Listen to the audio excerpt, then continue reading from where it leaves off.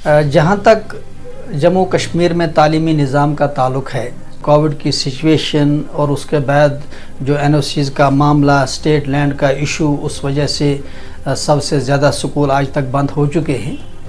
इसमें कोई शक नहीं कि तालीमी निज़ाम में बहुत हद तक कमज़ोरी आ चुकी है और ये भी हकीकत है कि सरकार भी अपनी सतह पे काफ़ी कोशिश कर रही है कि ये तालीमी निज़ाम जो है इसमें बेहतरी आए।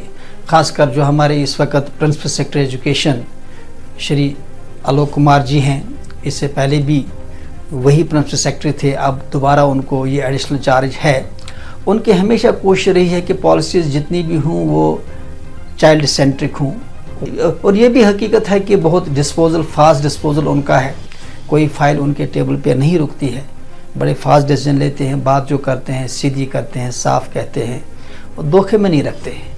लेकिन जहाँ तक पूरे तालीमी निज़ाम के सिनेरियो की बात करें तो ये गवर्नमेंट ऑफ इंडिया की पॉलिसी से जुड़ा हुआ जो मामला है। एक्ट्स में अमेंडमेंट हुई है, सीधी सी बात है, हमारे जो अफसर साहिबान हैं वो चाहे कितनी भी कोशिश करें लेकिन वो एक्ट के ख़िलाफ़ तो नहीं जा सकते। अब जल्दी में इस कदर गाइडलाइंस बन चुके हैं, इस कदर एक्ट्स में अमेंडमेंट हुई है जो किसी भी तरह से तालीमी निज़ाम के लिए, यहाँ के तालीमी निज़ाम के लिए ठीक नहीं है।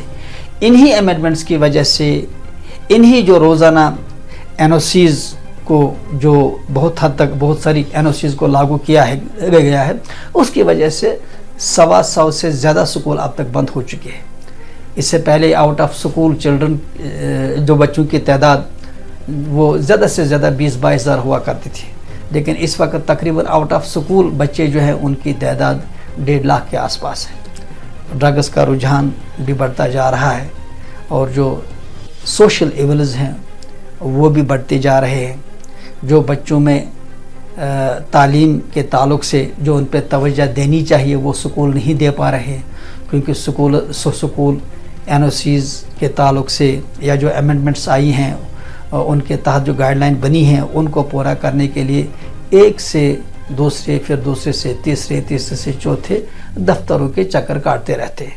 और बड़ी बदनसीबी ये भी है कि एजुकेशन एक ऐसा मामला है कि जो फ्री फॉर ऑल हो चुका है।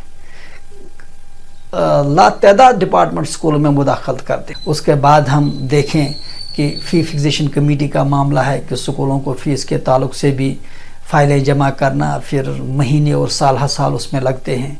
उसके बाद लेबर डिपार्टमेंट, इसके बाद एम्प्लॉइज़ प्रोविडेंट फंड डिपार्टमेंट, उसके बाद civil code, criminal code, human rights, child rights, governors साहब की ग्रीवेंस सेल, गरज बहुत सारे डिपार्टमेंट्स, डिप्टी कमिश्नर्स, पुलिस, हर एक स्कूल के मामले में इस वक्त मुदाखलत कर रहा है, जिस वजह से जो तालीमी निज़ाम में एक स्पेस होनी चाहिए वो ख़त्म हो चुकी है।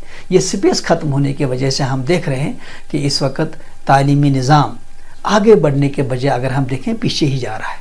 हाँ, इसमें कोई शक नहीं कि सरकार कोशिश कर रही है, खासकर एजुकेशन डिपार्टमेंट को जो है हम उसको दादी तहसीन देते हैं।